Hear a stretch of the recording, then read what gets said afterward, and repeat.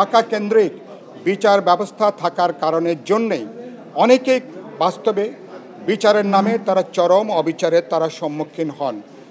তারকা যারা অপরাধী, এমনকি তারকা খুনি, যারা বিভিন্ন ফৌজদারি ক্রিমিনাল অপরাধের সঙ্গে সন্দেহাতীতভাবে যারা অপরাধী হিসাবে পরিচিত ছিলেন, তাদেরকে ক্ষমা প্রদর্শন করে তাদেরকে মুক্ত করে দেওয়া হয়েছে।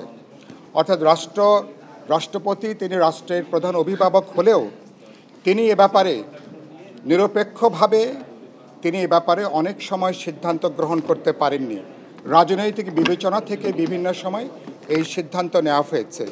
সেই জায়গা থেকে আলোচনা হয়েছে যে আমরা এ ব্যাপারে ৪৯ যে ধারা আছে সেটাকে সেই ধারাকে প্রয়োজন বোধে আইনটাকে সেখানে পুনর্নির্ধারণ করা, আইনের নতুন ধারা নতুন ব্যাখ্যা করা এবং সেটা একটা আইনের এবং এ ব্যাপারে রাষ্ট্রপতি একক না, একটা কমিশন অথবা একটা মণ্ডলী তৈরি করা যায় কিনা, যেখানে বিভিন্ন একটা বোর্ড তৈরি করা যায় কিনা, যেই বোর্ডের সুপারিশগুলো সামনে থাকবে তারা কাজ করবেন, এটাকে বিবেচনার মধ্যে নিয়ে যাতে রাষ্ট্রপতির ক্ষমা প্রদর্শন নিয়ে যাতে কোনো অভিযোগ না থাকে, যাতে পক্ষপাতিত্বের কোনো অভিযোগ না থাকে, যাতে সর্বোচ্চ দণ্ডপ্রাপ্ত অপরাধী যাতে রাজনৈতিক বিবেচনা যাতে বেরিয়ে যেতে না পারেন।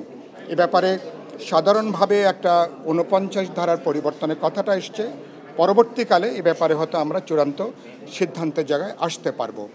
গুরুত্বপূর্ণ যেটা আলোচনা হয়েছে বিচার বিভাগের বিকেন্দ্রীকরণ। এটা আপনারা জানেন যে কোনো গণতান্ত্রিক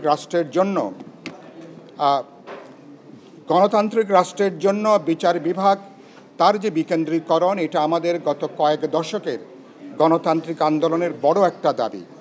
সমস্ত কিছু ঢাকা কেন্দ্রিক এটা করতে যে বাস্তবে দেশের সংখ্যাগরিষ্ঠ মানুষ যারা অর্থনৈতিক দিক থেকে যারা প্রান্তিক অবস্থানে বাস করেন, সামাজিক সুবিধার দিক থেকে প্রান্তিক অবস্থানে বাস করেন, তারা কেবলমাত্র ঢাকা কেন্দ্রিক বিচার ব্যবস্থা থাকার কারণের জন্যেই অনেকে বাস্তবে বিচারের নামে তারা চরম অবিচারের তারা সম্মুখীন হন। ৮৮ সালে যে আইনটা করা হয়েছিল, পরবর্তীকালে সেটাকে জানেন যে একটা আন্দোলন বিক্ষোভের মাথায় সেটাকে বাতিল করা হয়েছে। এটা ২০২৫ সাল। বিচার ব্যবস্থা অনেকটা একটা মাকড়সার জালের মতন, যাদের ক্ষমতা বেশি তারা এটার ফাঁকফোকর দিয়ে তারা কিন্তু বেরিয়ে যেতে পারেন। সমাজের দুর্বল, অর্থনৈতিকভাবে পশ্চাৎপদ, অধিকারের দিক থেকে যারা প্রান্তিক অবস্থানে আছেন, এরকম লক্ষ লক্ষ মানুষ তারা চূড়ান্ত ভোগান্তির শিকার হন।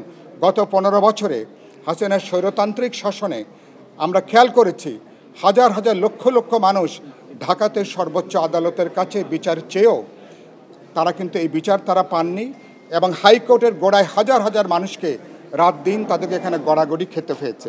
কথাটা এসছে সে কারণের জন্য এটাকে বিকেন্দ্রীকরণ করা দরকার।